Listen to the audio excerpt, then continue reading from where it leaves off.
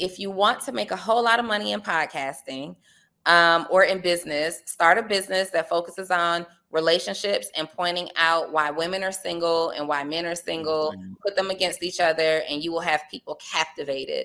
Yeah. And I've learned that it's because so many people are miserable in their own lives that they want to tune into information that's going to justify their bad behavior or that's going to justify their limited and negative thinking.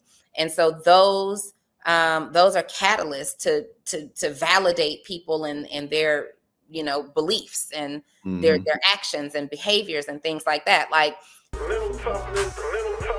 You got challenges that you're going to run across. Welcome to another episode of Elite Psyche. Graduating high school. Okay. All right. So I started in 1996. I went full time. And during that time, it was really only about 4 or 5 companies that people heard of, because it wasn't any social media, it wasn't anything. It was just, you know, the company I was a part of was ACN, and you had Excel. Then you had the Amway and a few more. So the vision that what people were speaking about, building big teams and getting residual income, you really could do that at that time.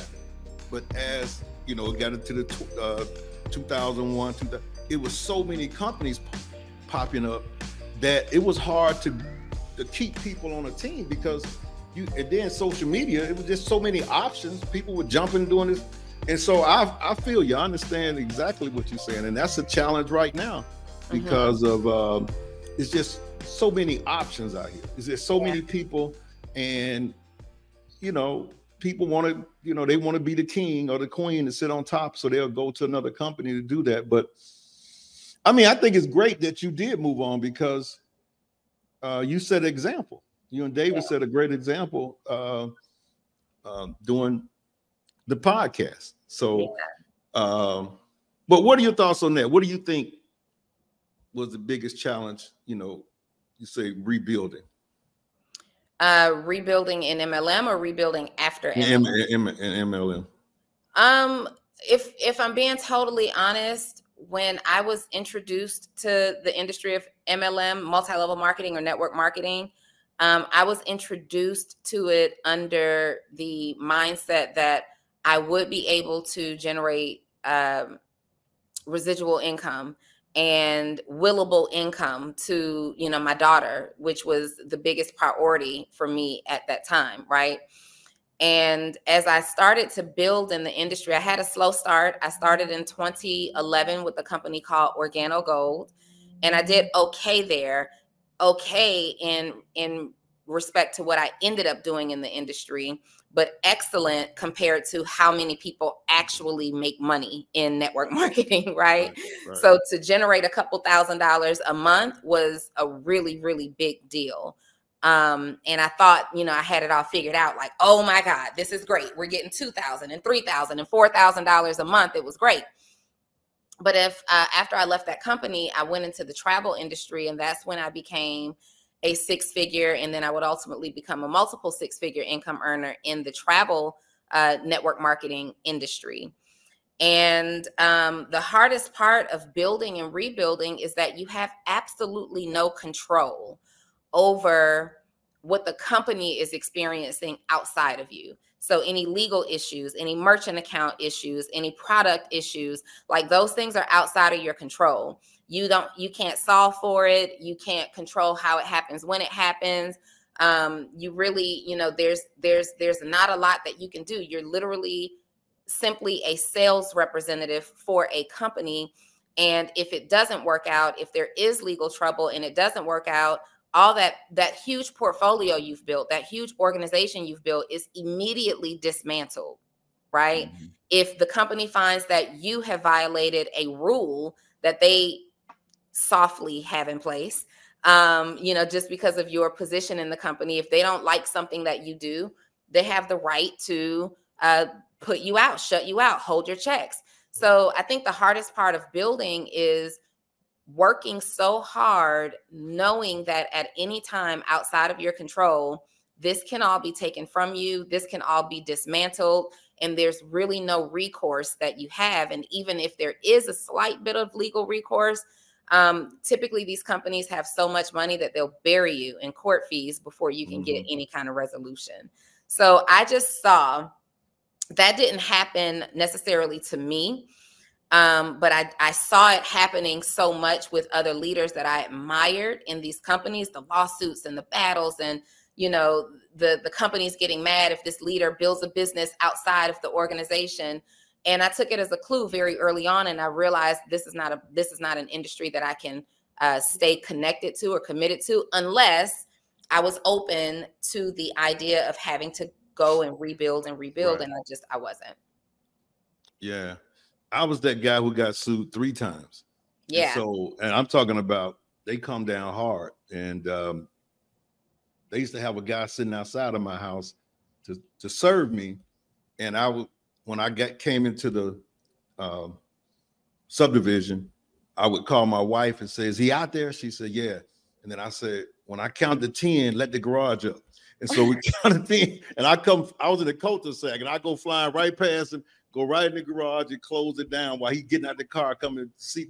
He never could catch me, but that was a headache for about 1.5 years until the guy who owned the company, who had signed the lawsuit, he left that company.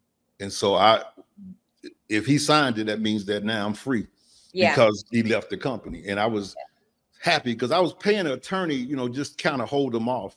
But, and that's scary. Like, nobody wants to deal with that. It's scary. Right. At the time that you're going through that, you're not generating your income from that company, and they feel, and it literally can cripple you at your knees if you don't have a good savings or investments, or you've already moved on to something else. And usually the lawsuit makes it so that you couldn't have moved on to something else yet. So when it scares the team, it scares your team. So that cease and desist, they tell your team that this going to happen to you. Yeah. And so they don't want to move either. So they, Yep. So I saw it. Listen, success leaves clues. And I saw that happen at least 5 times. And I was on my way to becoming a leader of that magnitude. And I had to make a decision. Right. Yeah. Cool. Well, I'm glad you did, though, again, because, you and David kind of set example, at least for me watching. I didn't, I don't know how I missed a lot of it during COVID either, because I know a lot of people, and I always wanted to start a podcast and just never moved on it. And I can tell you a story later on why I really moved on it. But to see you all's growth and what y'all are doing, what do you see that, I think we might have talked about this. I don't know if the biggest thing you see from people or from having a successful podcast that's kind of shocking to you. And I don't know if I asked you this question that way, but I know you gave me an answer. I'm gonna see if you give me the same one. I don't know if we've talked about this. What's the biggest? So I understand the question. Are you asking me the biggest shock and the biggest? Yeah.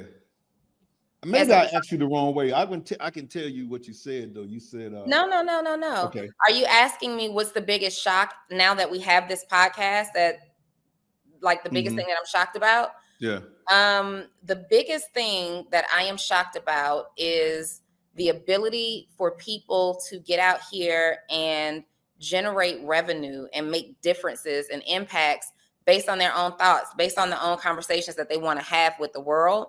I would also say one of the biggest, like, shocking moments, honestly, is my own story. I did not see the monetization in podcasts when I started in 2020. And that podcast has allowed me to grow exponentially. So that's also really shocking. Those are the positives. The negatives that I see that I believe would be really shocking is the people who have this opportunity to create impact and they're using it in a negative way, right? And give me an example. Let me get an example of that. There are these relationship podcasts, or I don't even know if I call them a relationship podcast, because their goal isn't to forge healthy relationships. It's to pin men against women and women against men and vice versa. And just to see that wave, that cycle right now, that's like literally taking over and shifting the thought processes in a way that's so damaging, that's shocking as well. Yeah. And I see that too. And it's like, you'll never get an answer because, everybody's going to have their own opinion about it. So just putting that out there, I guess it gets some likes and views because people like to talk about that. You know what I'm saying? Yeah, for sure. Yeah, if you want to make a whole lot of money in podcasting or in business, start a business that focuses on relationships and pointing out why women are single and why men are single, put them against each other, and you will have people captivated.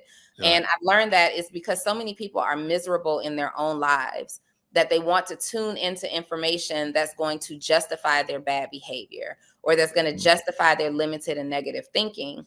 And so those are catalysts to validate people and their beliefs and their actions and behaviors and things like that. Like, when you have the podcasters that are attacking women and saying you're too independent, you're too strong, you're too this, that, and the other, you've got this group of men who are trying to control the narrative of their relationship, telling their women, you hear this podcast, this is exactly what's happening. This is what I've been telling you the whole time. Right. And it works both ways. Right. So, yeah, it's unfortunate that that's what we're using our airspace for.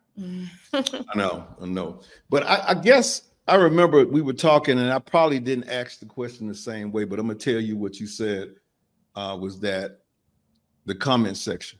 You were like, I can't believe that they just, remember that? Yeah, that was definitely a very different question. So okay, I know. Early, it was close. Yeah, no, it wasn't. One of the biggest things that was shocking to me after initially starting the podcast, Social Proof specifically, was the comment section. The way that I was received by the audience that had already started plugging into the first 48 episodes of Social Proof. Now we're almost 500 episodes in. So this is years ago at this point. But I've always been like the golden child. People have generally always liked me or been inspired by me. I've always done great business. And so when I came onto this platform, with the intent of helping people build their business, because I am a business coach, when I came onto the platform and with the intent of helping people, and their response was, why does he need her? Who is she? Get rid of her. She thinks she knows it all. And, all this good stuff. It was definitely shocking. I was like, well, what did I do to you? What did I say? And, I'd have to go back and look at the interviews sometimes, like, did I offend a group of people? And I'd literally look at them and say, I'm really just telling you how to build your business. But then, and so at that time I told Dave, I went to my business partner, David, and I said, the audience doesn't seem to be receiving me well. And I don't want to ruin your brand. I have my own thing going on, right? Like, in the industry of network marketing, in my organization, we become like little celebrities in these organizations. People can't wait to get your autograph or to take a picture or to meet you. So that's what I'm used to.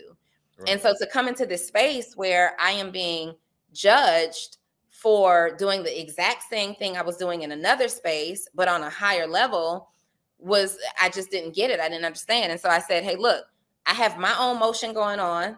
You have your own motion going on. I don't have to deal with this at all. Like, I'm not going to deal with the internet slander.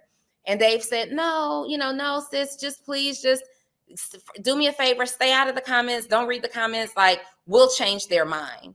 And so we just kept recording. And I stopped looking at the comments. And eventually one day, someone who was on the team that assisted us with the YouTube was pointing out that the comments had changed drastically. You then saw a whole bunch of people who was like, get rid of Donnie, turn into, you know what? In the beginning, I judged her. Now she's actually my favorite, between the two. Or, you know what? In the beginning, I judged her, but I see that the value that she adds. Like, I went from being the most disliked to a lot of people's favorite. And so to me, that's definitely a testament to just staying true to who you are. That could have changed me. I could have changed my whole persona to try to please a crowd, but you have to teach people what to expect from you and how to receive you. and eventually the narrative will shift. And if it doesn't, that's not your people anyway. Yeah, I think the biggest challenge with most people, especially our culture, is we hate change. Yeah. And that's just, I mean, if you change something, man, they just, oh my God, it's like and they had to let you grow, with David. And then it's like anything else. Anytime you make a change, you change companies, people like, oh, whatever. But once you continue doing it and they keep seeing it, what do you think your biggest input with David,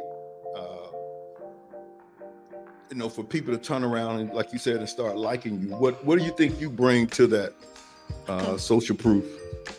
I mean, you tell me the truth. Don't give me a politician answer.